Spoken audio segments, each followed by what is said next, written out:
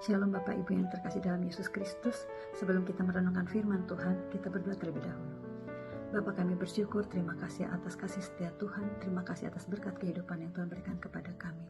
Tutup bungkus kami dengan kuasa darah Yesus, untuk kami boleh melangkah di hari ini Tuhan, dengan takut akan Tuhan dan menyenangkan hati Tuhan.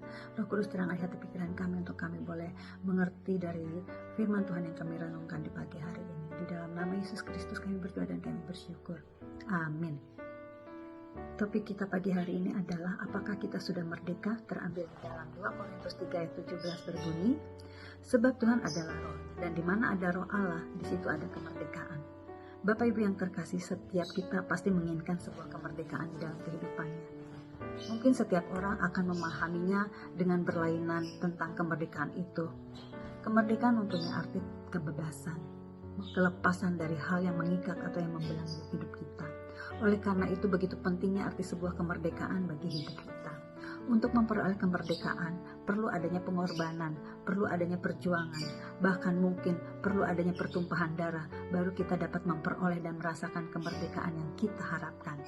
Seperti yang dilakukan para pejuang kemerdekaan bangsa Indonesia, dengan melalui perperangan, melalui perjuangan dan pertumpahan darah, baru bangsa Indonesia memperoleh kemerdekaan dari penjajahan bangsa asing.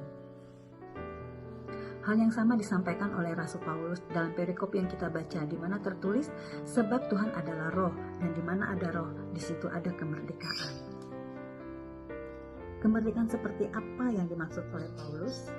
Di dalam ayat-ayat sebelumnya, Paulus berbicara tentang selubung yang telah diletakkan pada hati manusia untuk mencegah mereka memahami arti kebenaran. Kebenaran yang disebutkan di dalam ayat tersebut adalah berhubungan dengan seseorang yang datang kepada Kristus, dan Kristus menanggalkan selubung itu. Paulus katakan bahwa masih ada jemaat di Korintus yang memahami kitab Musa yang dikenal dengan hukum Taurat sebagai ukuran sebuah keselamatan.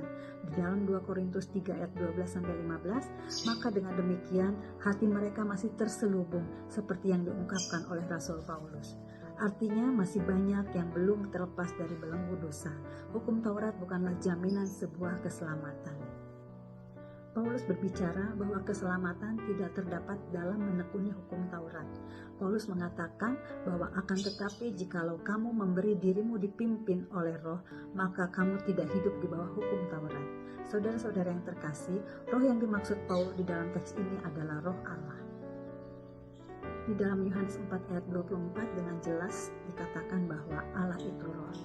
Demikian juga halnya Paulus memiliki pemahaman yang sama, sehingga Paulus menyerukan bahwa di mana ada roh Allah, di situ ada kemerdekaan, karena roh Allah mempunyai kuasa untuk memerdekakan umat manusia dari setiap belenggu-belenggu dosa dan menjadikan kita adalah orang-orang yang merdeka. Melalui renungan pagi hari ini, kita diingatkan bahwa kita adalah orang-orang yang sudah merdeka.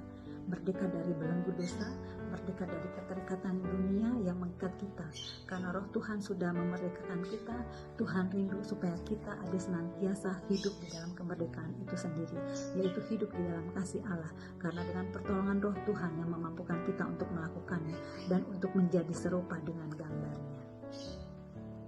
2 Korintus 3 ayat 18b, dan karena kemuliaan itu datangnya dari Tuhan yang adalah roh, maka kita diubah menjadi serupa dengan gambarnya dalam kemuliaan yang semakin besar. Amin. Tuhan Yesus memberkati.